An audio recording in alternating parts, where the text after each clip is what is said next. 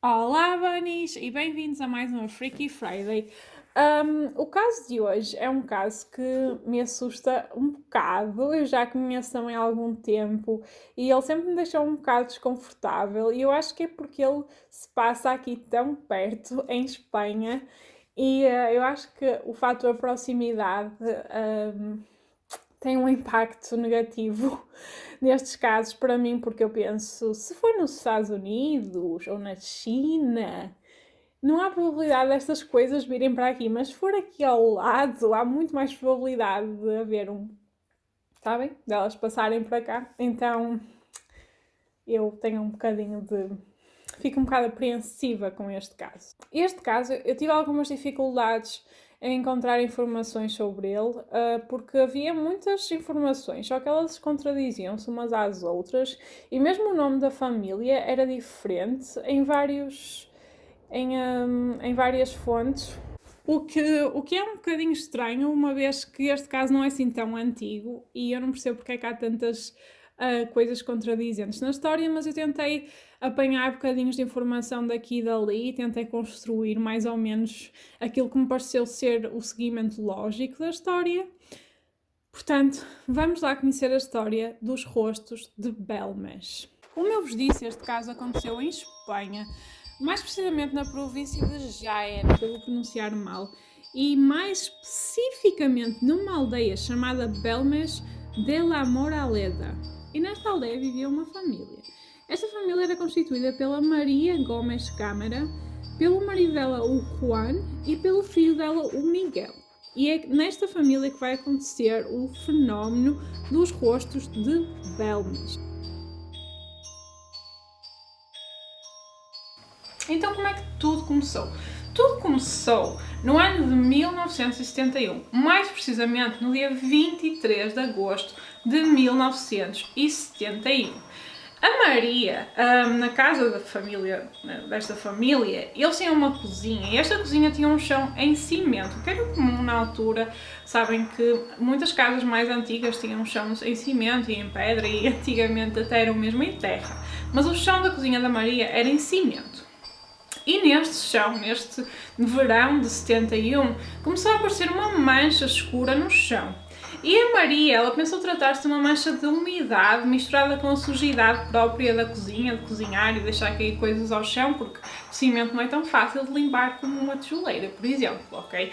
Então ela achou que era uma mistura destas duas coisas e não ligou muito. Só que, com o tempo, esta mancha começou a aumentar de tamanho e a modificar a sua forma, até que ganhou uma forma semelhante à de um rosto humano. E neste ponto da história, quando a mancha tomou a forma de um rosto humano, existem duas versões diferentes do que aconteceu. A primeira versão, que muita gente diz que é a versão oficial, diz que a Maria, ela afeiçoou-se a esta cara que apareceu no chão dela, sabem, simpatizou com a cara e ficou fascinada com aquilo que estava a acontecer no chão.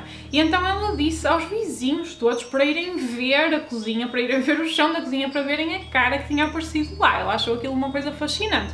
O que não é difícil de acreditar, porque já aconteceram muitos casos de pessoas que encontram imagens entorradas, em coisas, sabem, as pessoas veem caras de, sei lá, de Jesus, de coisas religiosas e assim, então as pessoas ficam fascinadas com isso e até vendem e metem na televisão e tudo mais. Portanto, não é difícil de acreditar que ela possa ter realmente ficado assim, fascinada com a cara que apareceu no chão da cozinha dela. No entanto, o filho, o Miguel, ele não achava muita piada que as pessoas estivessem sempre lá metidas na cozinha deles. A cozinha estava sempre cheia de gente e ele não estava a achar muita piada. Então, segundo esta versão, ele raspou o chão e cobriu, ele alisou com mais cimento por cima para a mancha desaparecer. Na segunda versão da história, diz que a Maria, ela estava aterrorizada com a mancha, ela tinha medo daquilo que estava a acontecer e tentou esfregar a mancha muitas vezes, só que a mancha nunca desaparecia, era impossível tirar aquela mancha dali, o rosto, não é? E então nessa altura o marido dela, o Juan, e o filho Miguel, eles pegaram numa picareta e destruíram o chão da cozinha e voltaram a cobrir com cimento. Mas nas duas versões o chão é destruída a um determinado ponto para tirar a cara e cobrem outra vez com cimento. E durante uma semana tudo parecia perfeitamente normal e parecia que as coisas estavam a voltar ao normal, até que o rosto voltou a aparecer. E este novo rosto que voltou a aparecer é o rosto desta foto que eu vos vou mostrar aqui. É o rosto mais conhecido, mais famoso desta história, e foi dado o nome de Pava, ou se quiserem traduzir à letra, Peru. Não sei se eles achavam que se assemelhava a um peru, mas era o nome que eles deram a este rosto. E as pessoas, quando este rosto voltou a aparecer, as pessoas tinham várias teorias, tinham principalmente 3 teorias para o que seria este novo rosto que apareceu, o rosto então da Pava. E umas pessoas diziam que era um milagre que tinha acontecido, um milagre religioso, e que o rosto assemelhava ao rosto de Cristo e que era um milagre. Outras pessoas ainda diziam que este rosto aparecia devido a um fenómeno paranormal relacionado com espíritos e com fantasmas, e que era um fenómeno paranormal.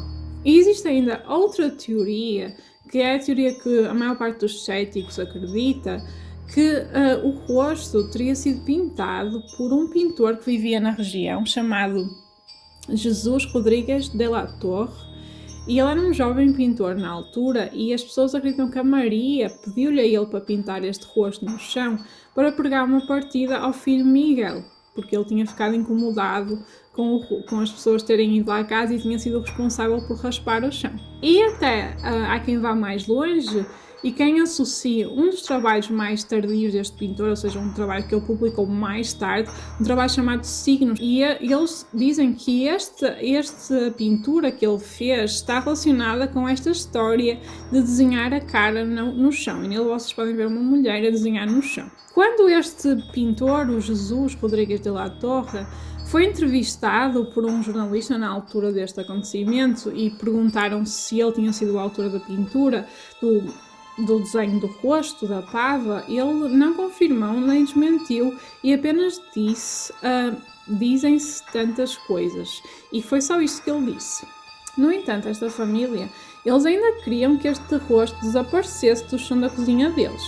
E eles queriam destruir outra vez o chão para retirar o rosto. Mas quando um governador civil daquela localidade soube que eles queriam destruir este rosto e soube deste caso, ele não quis que isto acontecesse. E então o que ele mandou fazer para preservar o rosto foi retirar aquele bocado de pedra do chão para estudar, para analisar a pedra, porque ele não queria que este fenómeno fosse perdido.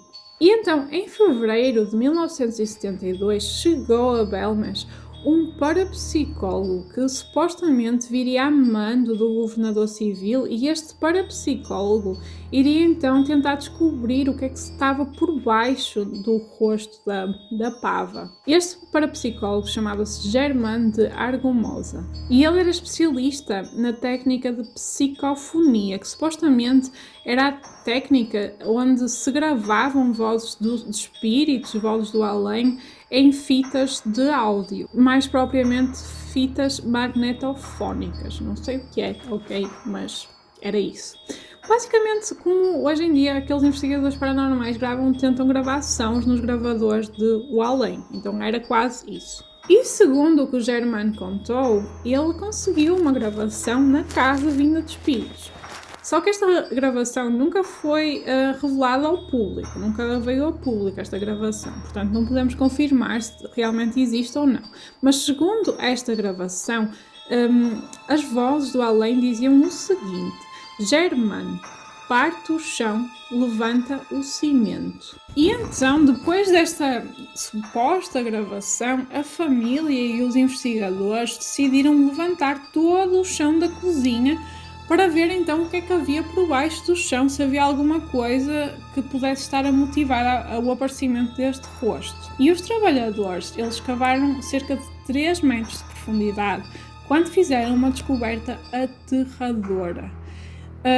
A 3 metros de profundidade do chão da cozinha da Maria, eles encontraram vários esqueletos humanos.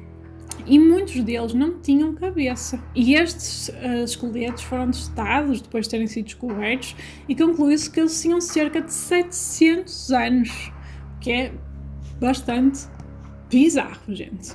No entanto, deixem-me só pôr aqui um à parte.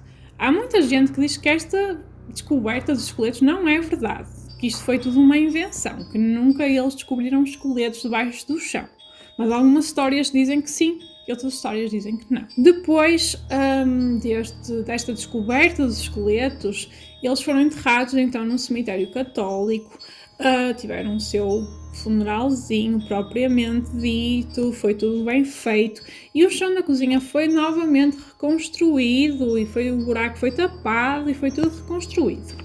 E a família Gomes, eles pensaram que este era o fim da história, que estava tudo resolvido, que eles tinham descoberto a origem do rosto e como deram um enterro apropriado para aqueles corpos, tinha tudo passado.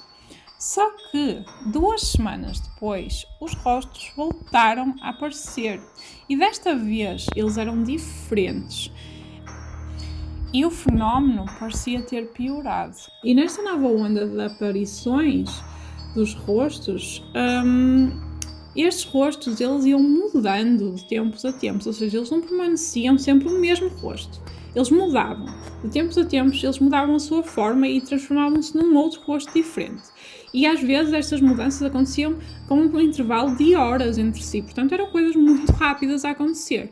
E a maior parte destes rostos novos que iam aparecendo eram de mulheres e crianças, ou pelo menos assemelhavam-se a mulheres e crianças. Eu estou a publicar aqui algumas fotos, vocês estão a ver, publicar não, a mostrar aqui no vídeo algumas fotos que são fotos verdadeiras dos tais rostos de Belmans. E então os rostos continuaram a surgir no chão, nas paredes da casa e, segundo o que dizem, a Maria ganhou uma afeição por estes rostos e em vez de se sentir assustada, como era um fenómeno que ela não estava a conseguir controlar, ela sentia uma certa simpatia por eles e começou a dar-lhes nomes, começou a batizar. Cada vez que aparecia um novo rosto, ela batizava. Então havia rostos chamados a família, rostos chamados o frade, como ela também já tinha dado o nome à pava. E desta vez, quando esta nova onda de aparições de rostos começou, os boatos e os rumores sobre este fenómeno espalharam-se, não foi só pela aldeia de Belmas, foi por toda a Espanha e até internacionalmente, até que chamou a atenção de um famoso parapsicólogo chamado Dr. Hans Bender, e ele era alemão, e ele considerava este o fenómeno paranormal do século, gente. Ele dizia que era o mais importante, o fenómeno paranormal mais importante do século, portanto imaginem, não é?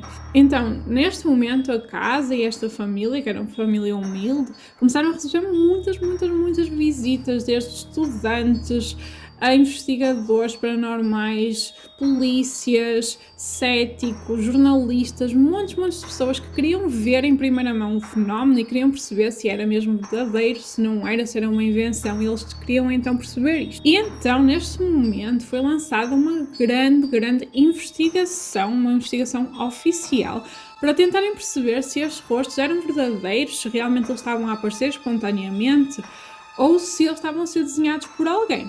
Então o que é que eles fizeram? Esta investigação teve 2 passos. O primeiro passo foi recolher amostras do solo da cozinha, do chão da cozinha, outra vez. Este chão não parava de ser partido. Coitada desta família também, não é? Nunca mais puderam ter a sua cozinha em paz. Eles tiraram partes do chão da cozinha e mandaram para um laboratório de análise, era o laboratório de vidro e cerâmica, ou seja, o Instituto de Vidro e Cerâmica em Espanha, e eles iam então tentar perceber se nestas amostras existiam indícios de pigmentos ou de tintas ou alguma coisa do género, para ver se eles tinham sido pintados ou não. E os testes, eles vieram com resultados negativos, não havia indícios de tinta, não havia indícios de pigmento, não havia indícios de nada. Eles não sabiam explicar aqueles desenhos, a origem daqueles desenhos. Na segunda parte desta investigação, o que eles fizeram foi cobrir o restante solo da cozinha, o restante chão da cozinha e fecharam a cozinha, selaram as janelas com cera, as portas com cera, eles selaram a cozinha completamente, ficou em total isolamento. E eles resolveram deixar a cozinha assim durante 3 meses, para perceberem a evolução dos rostos que lá estavam. E antes disto eles já tinham tirado fotos a tudo para perceber como é que estava antes, para depois verem como é que ia ficar depois. Então, 3 meses depois da cozinha estar em total isolamento, eles voltaram lá e tiraram então, descobriram o chão e assim, e eles viram que os rostos tinham de facto mudado de sítio, mudado de forma, aumentado. Era bizarro e ninguém sabia explicar isto. Com o passar dos anos foram conduzidos muitos testes, diversos tipos de testes, porque as pessoas não conseguiam conformar-se com o facto de este fenómeno ser de facto um fenómeno e não uma farsa, e as pessoas queriam muito provar que isto era uma farsa. Só que os resultados destes testes eram sempre inconclusivos ou ambíguos, ou então vinham negativos, como o teste que tinha sido feito inicialmente. Nunca ninguém conseguiu provar que era uma farsa, ou se era uma farsa, de que forma é que ela conseguiu pôr os tais rostos no chão. Eu digo ela porque muitas pessoas, a maior parte dos céticos, eles acreditavam que a Maria, ela era a responsável por estes rostos, porque eles só apareciam quando ela estava por perto. Quando ela não estava por perto, o fenómeno parecia abrandar. E então eles suspeitavam que era ela que estava a desenhar os rostos, até porque, segundo o que as pessoas diziam, segundo o que alguns estudiosos de artes e tudo disseram, as pinturas, elas tinham muitas semelhanças com a Maria, as pinturas ou os rostos neste caso, ok? Portanto, elas diziam que elas eram semelhantes com a cara dela, tinha traços dela. Havia ainda pessoas que acreditavam que este fenómeno, sim, era causado pela Maria, mas devido a um processo chamado thoughtography, ou pensografia, que essencialmente é um processo em que as pessoas, através de poderes psíquicos, conseguem gravar imagens do cérebro delas em superfícies. Então, imaginem, eu pensava numa coisa e ela aparecia num papel ou no chão. No entanto, esta teoria de que era a Maria que desenhava os rostos no chão, ela foi desmistificada no dia 3 de fevereiro de 2004, quando infelizmente a Maria faleceu. O que é que acontece? Quando a Maria faleceu, os rostos eles continuaram a aparecer. E acho que, segundo o que dizem, eles continuam a aparecer até o dia 2. O fenómeno nunca parou. E na verdade, pelo que eu percebi quando estava a investigar este caso, vocês podem mesmo ir visitar a casa onde tem os rostos de Belmas.